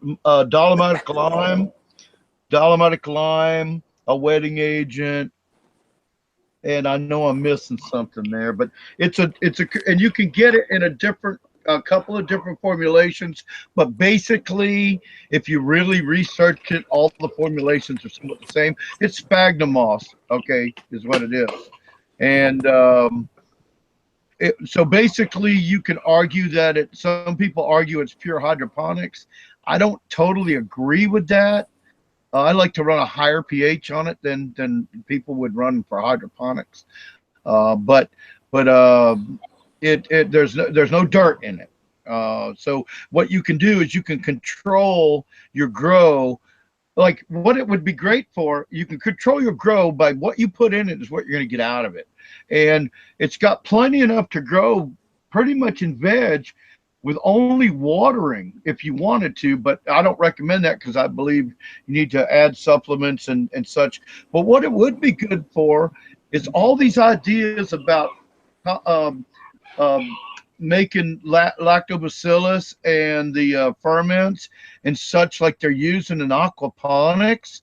You could certainly apply that to ProMix, because if I was going to run a dual root zone, I would run the bottom level, the ebb and flow, the flooded zone with hydrogen, which is expanded clay like everybody does.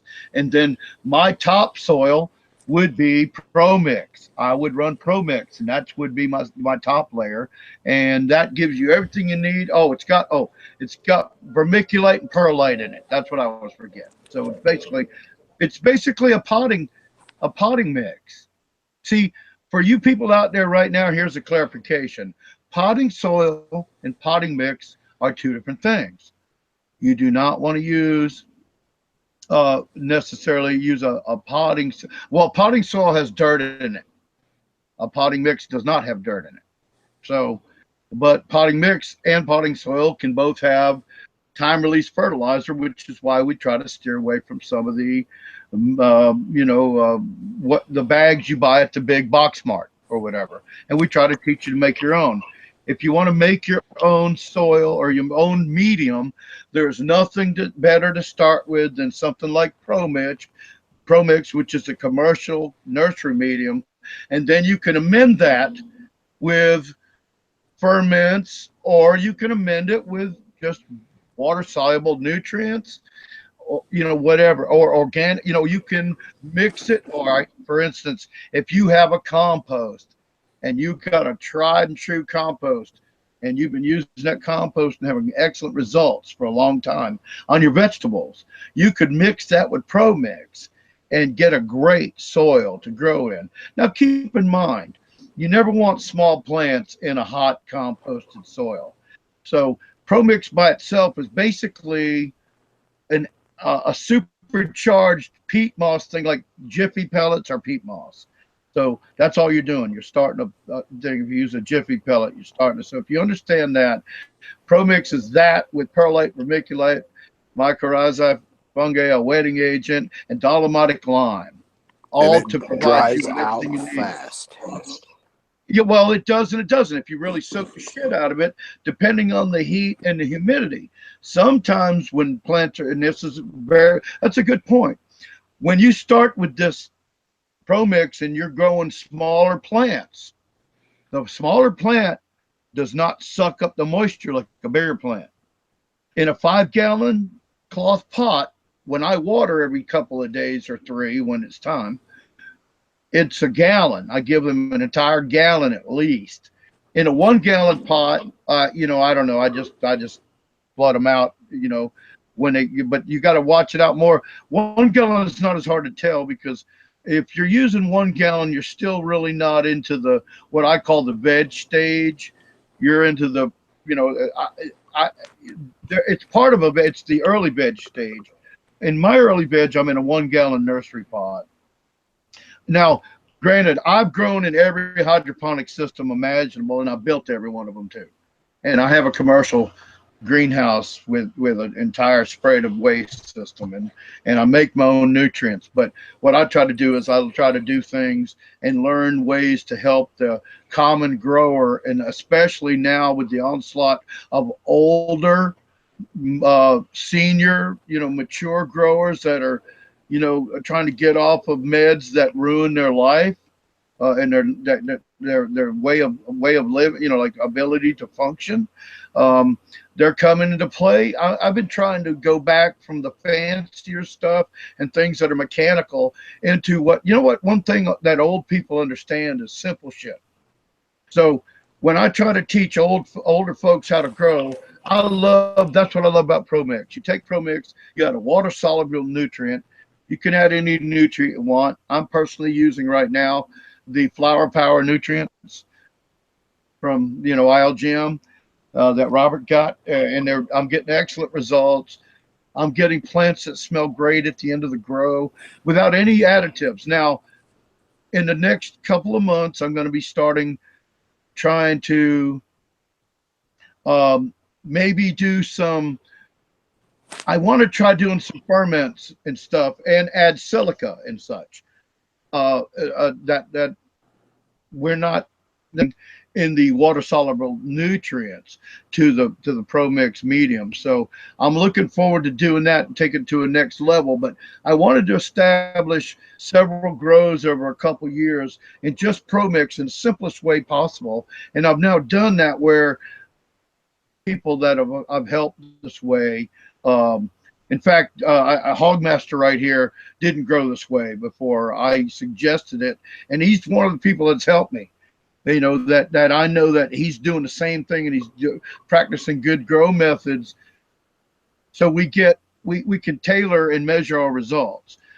So that's a real long answer to what Promix is, but I think that the whole idea is to explain how something so simple and it doesn't have any, it's not like it has any fertilizer in it, but the ingredients of it provide a very strong nutritional foundation for starting plants.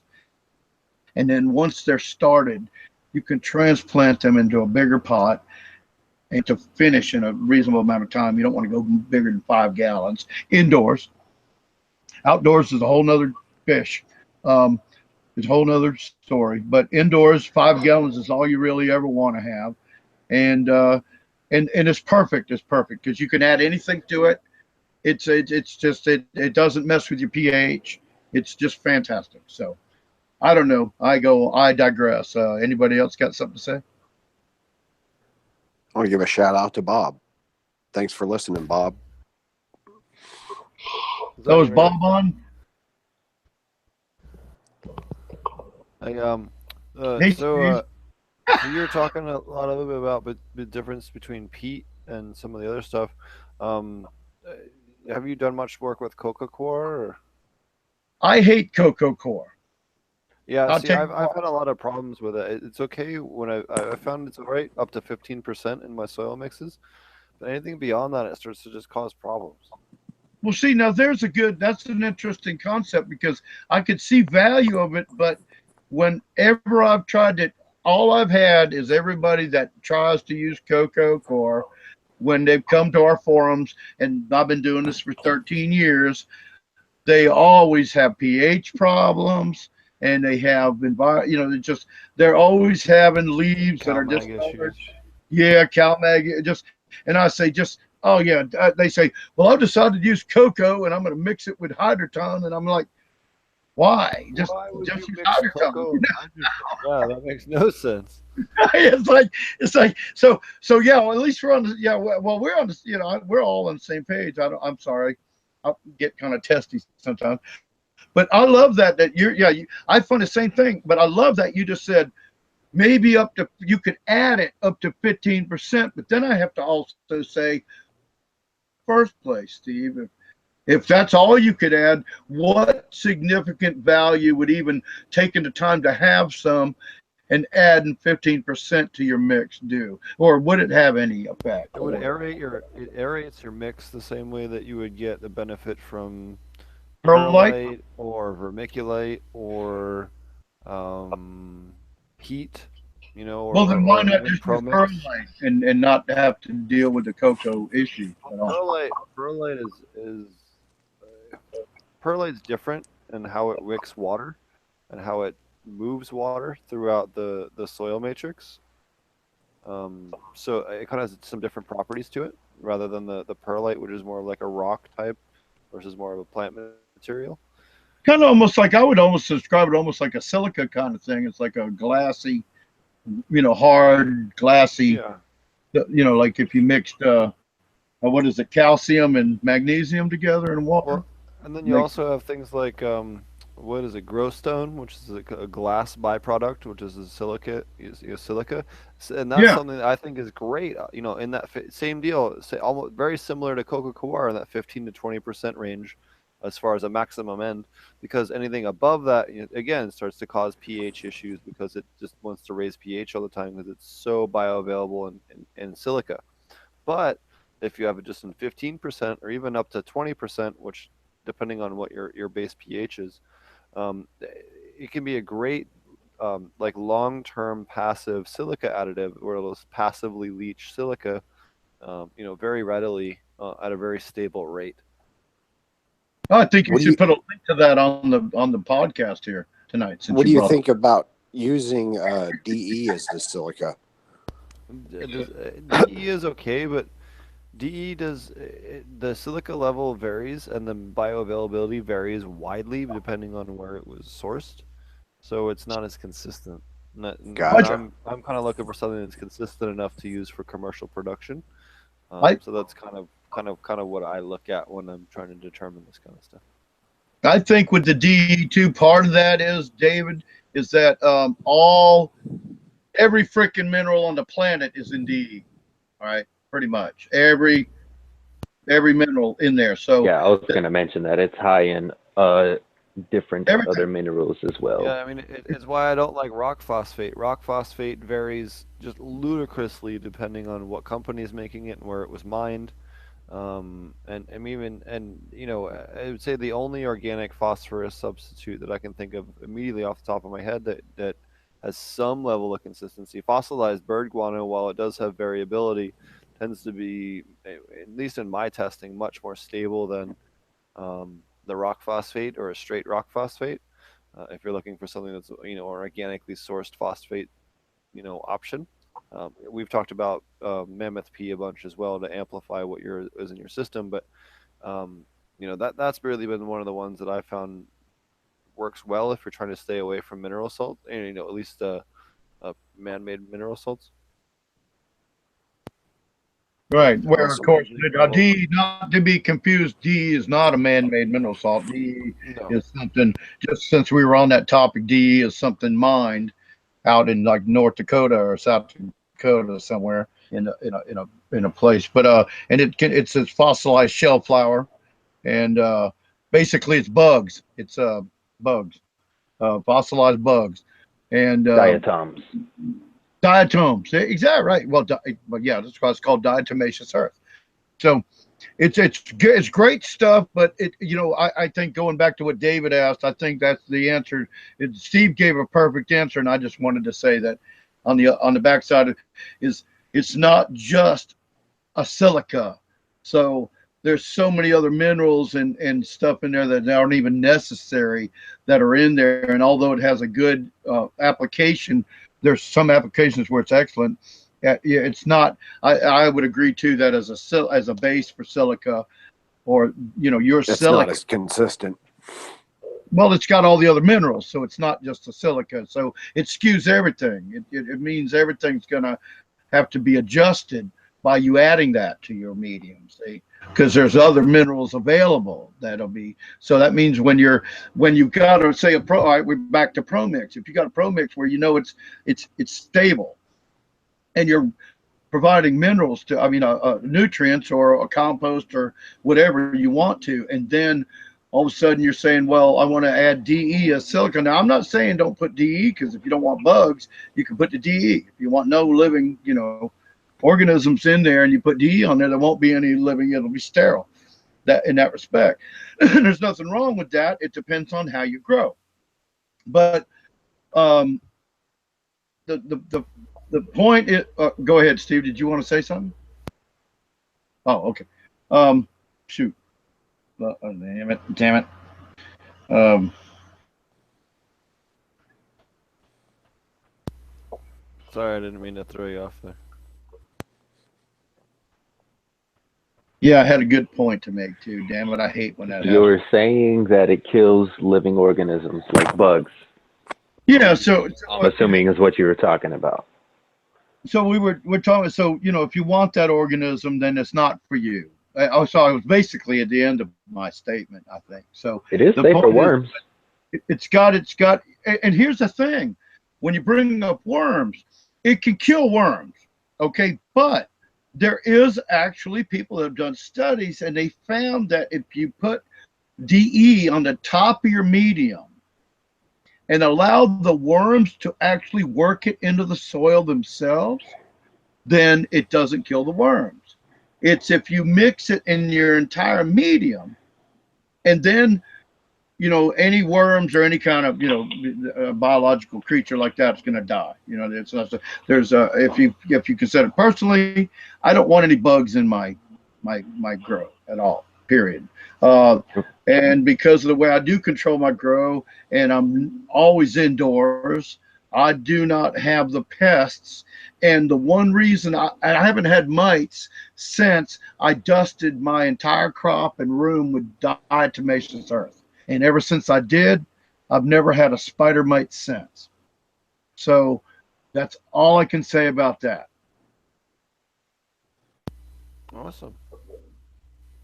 I mean, for those of you willing to, you know, go for it, I can't believe it, because I live in a swamp. So believe me, there's spider mites abound. Yep, and we've also talked before about lemongrass oil as well for spider mites. Works really well, or lemongrass oil based products.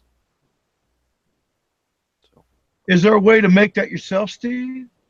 I'm sure there is. I mean, you can look up some of the ratios. I know there's homebrew versions of a lot of the stuff out there. That I'm sounds betting like you could probably extract it similar to how you do cannabis, or maybe even press it in a rosin press, to be honest. Yeah, I was gonna Oh, say wow. you can cold press lemongrass. So Well, there you go. There you go. There it is, right there. that's, I mean, yeah. If you have a rosin press, you can make oil. So you can make pesticides. So what about you, Hogmaster? You didn't really get a chance to finish. Oh, I'm just doing my little side by side with Remo and the Nectar of the Gods. They're both working out really well. I mean, I don't have a complaint either way. But just been working a lot, man. A lot of working. Hopefully we'll be done here in the next few weeks. Sure. Yeah, it's called January 2nd. Hopefully. What about you, Roger? What have you been up to? Well, I'm glad you finally asked, because for once I have something to say. I've got Go Tigers. Could be the third year in a row to make third year in a row to make the NCAA college football playoffs, and could be the third year in a row in the championship game. Oh, Steve's gonna leave because I'm talking about football. But anyway, it's a great agricultural school, and they got a great football program. And I congratulate Dabo Sweeney and them on such a fun season. And what I love about the team more than anything, this team is comprised of gentlemen. Dabo doesn't hire thugs and punks. If you're not willing to come and be into the program and be a decent human being and study and get a good education and play Clemson football, you don't get to play Clemson football. And 3 years in a row, after this weekend, it could be the third year in a row in the national championship game, which is unprecedented. So go Tigers. And that's why I'm wearing my colors tonight. Meanwhile, it's Christmas time, isn't it? For all you people that love Christmas. And we have, I'd like to, for all you followers that aren't members of ILoveGrowingMarijuana.com, I'd like to announce that for the next few days still, we have a winner, a Christmas testimonial contest where we are inviting our members and friends to write a testimonial about why IL Gym Genetics could help you, or why they have helped you, and we're going to give. It's the 12 Days of Christmas. So from the 12th or 13th of December to the 24th of December, we're going to be giving away a prize to everybody that submits a testimonial as to why a certain genetic might help them or has helped them with their afflictions and getting away from pharmaceuticals and whatever, helping you with the quality of life, whatever has been bad, whether you're a veteran or a cancer survivor, you go to ILoveGrowingMarijuana.com and post a testimonial in the 12 Days of Christmas testimonial contest, and we're going to pick 12 winners that are going to get a prize. That could be a pack of seeds, a bottle of CBD oil, whatever you want. We're going to have a certain limit on it, but basically you're going to get to pick from our store a prize.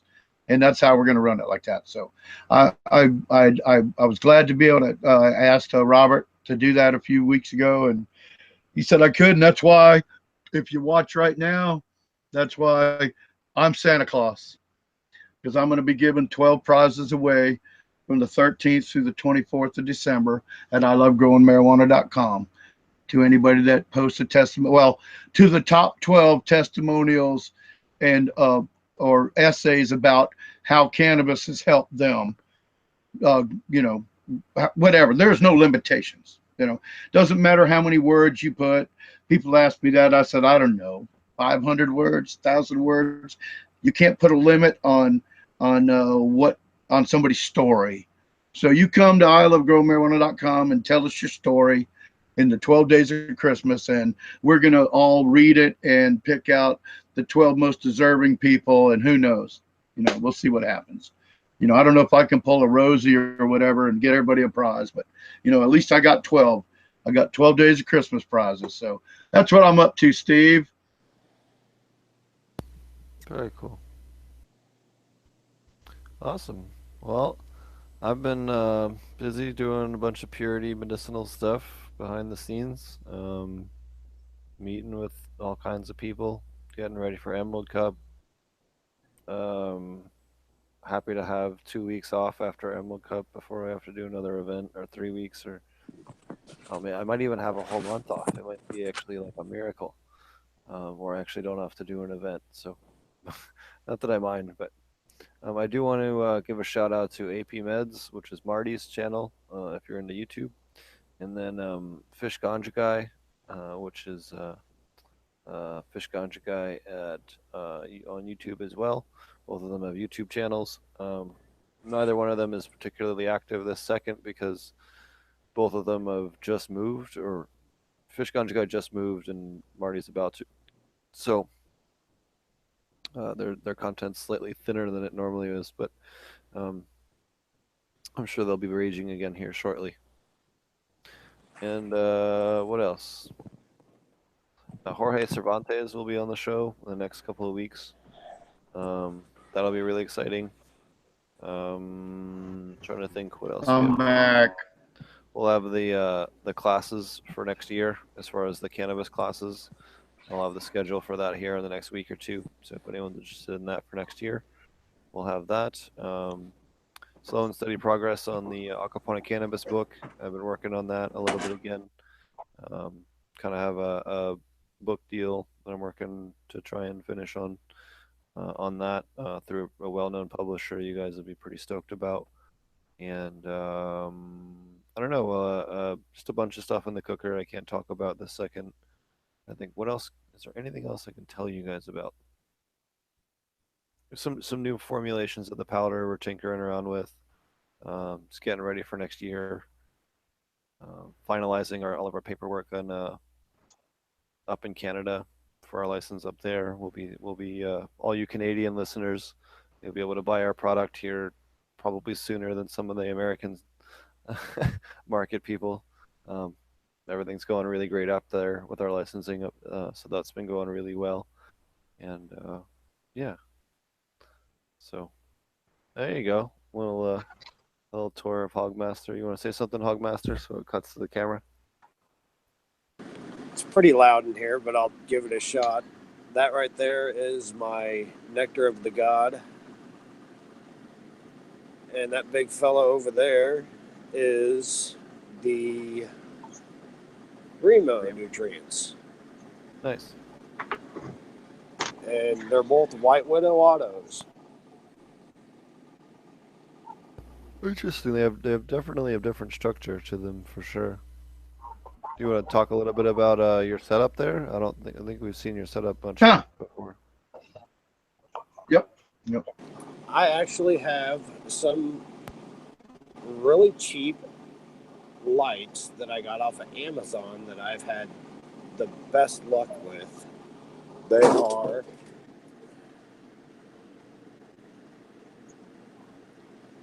the Mez lights. I call them Mez because I cannot pronounce the name of it, but they're a wonderful light. You got a great deal, and then they replaced it. Messy. Yeah, I got two 450s and a 600 in here right now. Purples.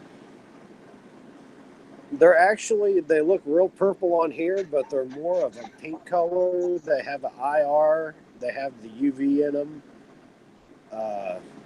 I've just had spectacular luck with them, and I've been growing with them for a little over a year.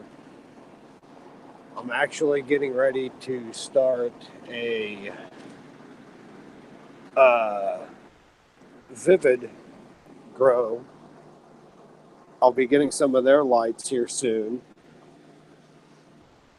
for veg. So that'll be fun to use some of their lights for the veg stage.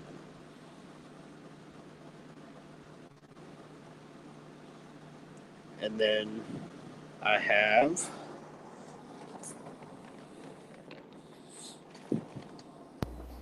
Very cool.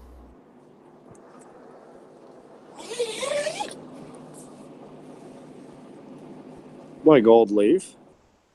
Man, that plant's looking sexy. And it just has one 300-watt Mez LED under it. Nice. I filmed it, but she's looking really pretty. These monsters. And then I'm doing a little. Do you thin them at all when they have, if you have a particularly large fan leaf that's shading, a couple branches underneath, do you ever thin those? Oh yeah, I actually already thinned this, and this is a week later. Oh, awesome. After feeding it, and it's also getting the Remo nutrients. Very cool. Awesome.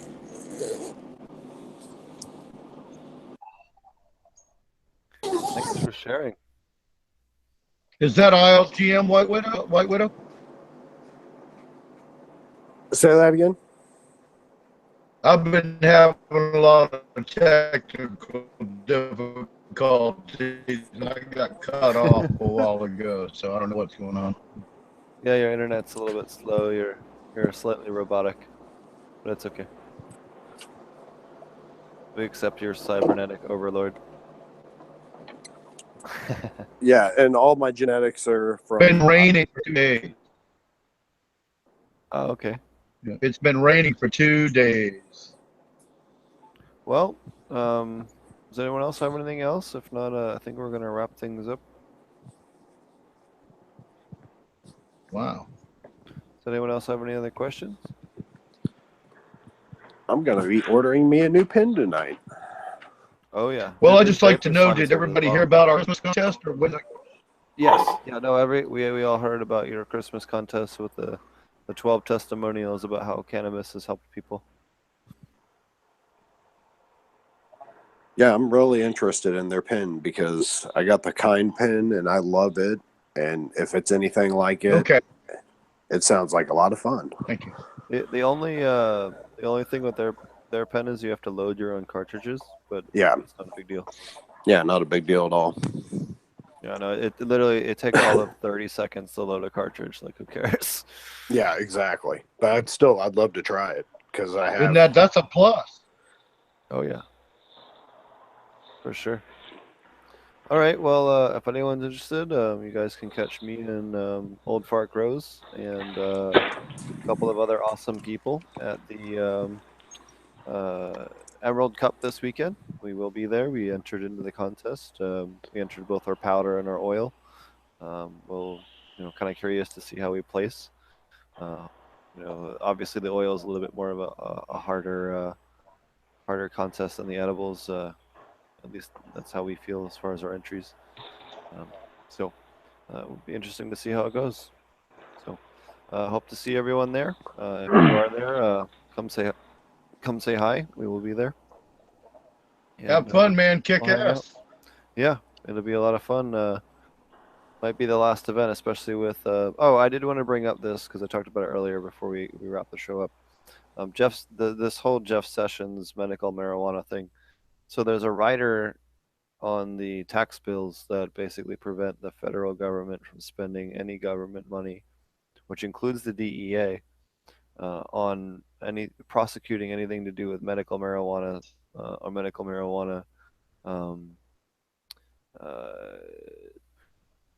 grows or anything. Well, unless that gets added on to the new bill, that expires in 9 days, and in theory, Jeff Sessions, if the Republicans and Democrats shut down the government, Jeff Sessions will have no one to really put him in his place with the government shutdown.